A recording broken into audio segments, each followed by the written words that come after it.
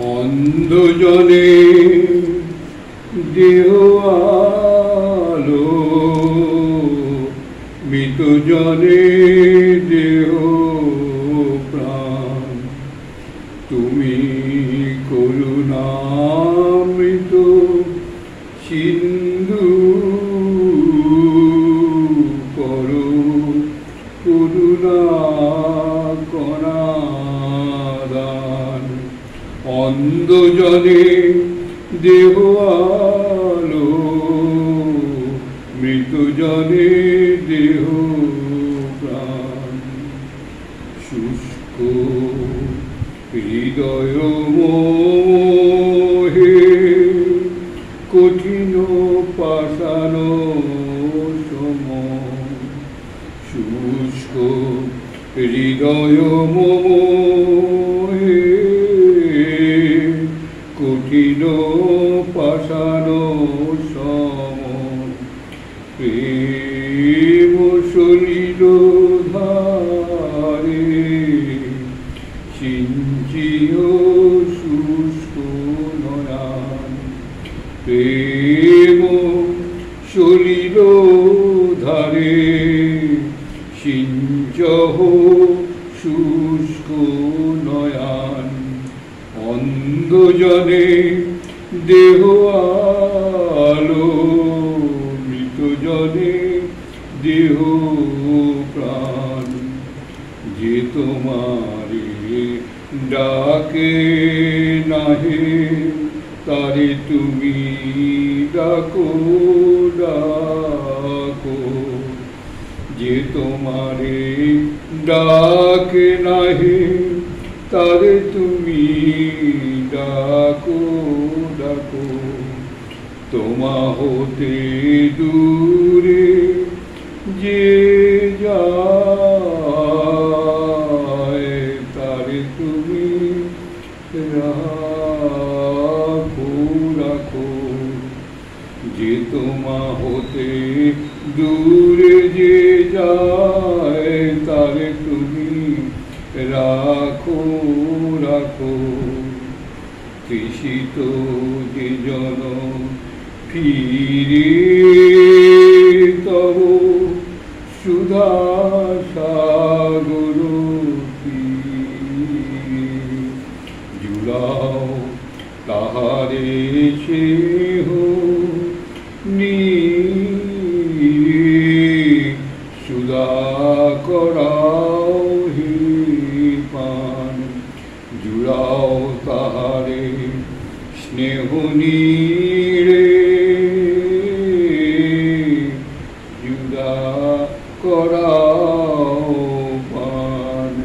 অন্ধজনে দেহ আলো, মৃতজনে দেহ প্রাণ। তোমারে পেয়েছিনু যে কখনো হারানো অবহেলে। কখন ঘুমাইনু হে আধার হেরি আঁখি মেলে। তোমারে পেয়েছিনু যে কখনো হারানো অবহেলে। কখনো ঘুমাইনু হে আধার হেরি আঁখি মেলে।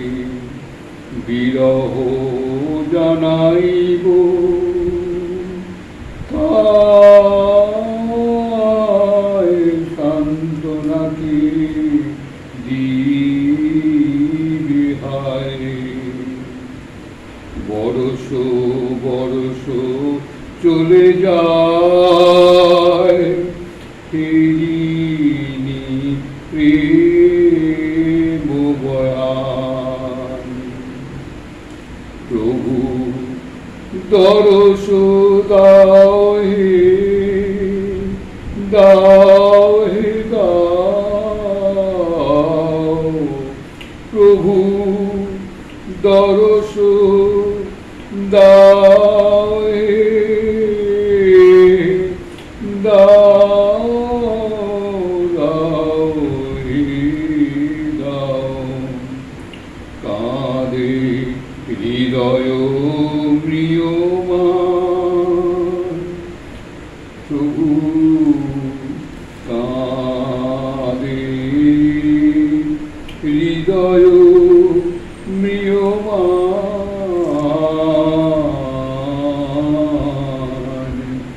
অন্ধজনে দেহ আলো, মৃতজনে দেহ প্রাণ। বেলমঠের সন্ন্যাসীদের কথা বলছি।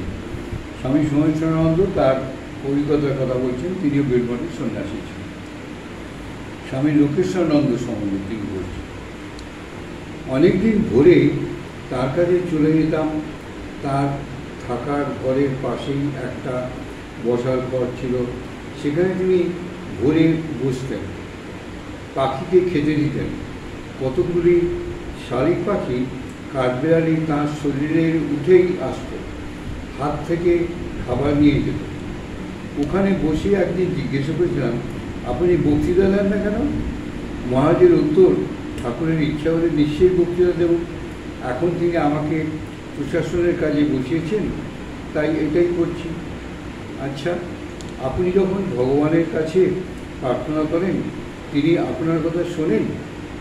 এসে বলেছিলেন, শোনেন নিশ্চয়ই, কিন্তু যা চাই তা তো সবসময় দেন না। কেন দেন না? তার ইচ্ছা। ছেলের কী প্রয়োজন তা মা বাবাই ভালো বোঝেন। প্রশ্ন, আপনি কখনো দেবদেবী দেখেছেন? উত্তর, সূক্ষ্ম শরীরকে দেখেছি অনেকবারই। পরলোকগত পরিচিত মানুষ, প্রেতাত্মা এসব দেখেছি, এখনও দেখতে পাই। আমি জিজ্ঞেস করি, সাধন ভজন কীভাবে করা উচিত আমার? তিনি বললেন যে, গুরুদেব যা বলেছেন তা করে যাও। যতই আন্তরিকতা নিয়ে সাধনা করবে, নিজের মন থেকেই উত্তর পেয়ে যাবে, নির্দেশ পাবে। প্রশ্ন, এই যে এত বড় সেন্টার চালাচ্ছেন, এতে আপনার মনের উপর ছাপ পড়ে না? টেনশন হয় না? হাসলেন তিনি। কখনো কখনো হয় বই কি, তবে এটা তেমন কিছু নয়। ঠাকুরই চালাচ্ছেন সব, তার উপর নির্ভরতা থাকলে বড় কাজ করতে সমস্যা হয় না। এই সঙ্গে লোক তৈরি করতে হয় কাজের জন্য, তাদের স্বাধীনতা দাও, সব ব্যাপারে মাথা গলিও না। জিজ্ঞাসা করলাম, বাইরে কেউ কেউ অভিযোগ করে নরেন্দ্রপুরে শুধু বড়লোকের ছেলেরাই পড়ে, আপনি শুনেছেন এ কথা? হ্যাঁ, কখনো কখনো শুনি। এর উত্তর আমি দেব না? এক কাজ করো, স্কুল ও কলেজে গিয়ে তুমি নিজের চোখে দেখো, ছাত্রদের সঙ্গে কথা বলে জানো। শুধু স্কুল কলেজের নয়, ব্লাইন্ড কলেজ, একাডেমি, লোকশিক্ষা পরিষদ ইত্যাদি বিভাগে কারা উপকৃত হচ্ছে নিয়ে খোঁজ নিয়ে দেখো। নরেন্দ্রপুর আশ্রমের আয়তন বিশাল, সাইকেলে বা রিক্সা করে ঘুরতে হয়, তবে হাঁটার এক আলাদা মজা। চারিদিকে গাছ, ঘাসে ভরা, ফসলে ক্ষেত, বাঁশবাগান, কলাবাগান, পুকুর।